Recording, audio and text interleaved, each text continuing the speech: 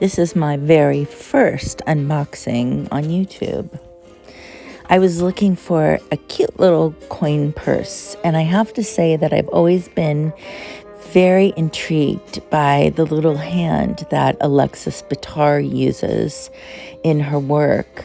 And lo and behold, I did find this really sweet coin purse. It's actually what they call the small zip pouch in dusty pink, and it's called In My Dreams, which is so sweet.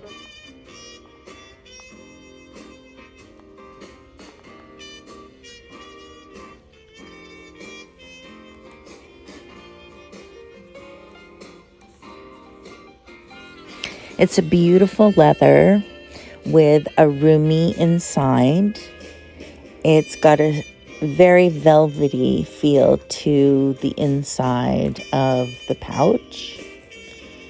It's a nice size, and I think it's going to go really well in one of my bags. It's really sweet. I'm super happy. You should check out her things. They're really quite sophisticated.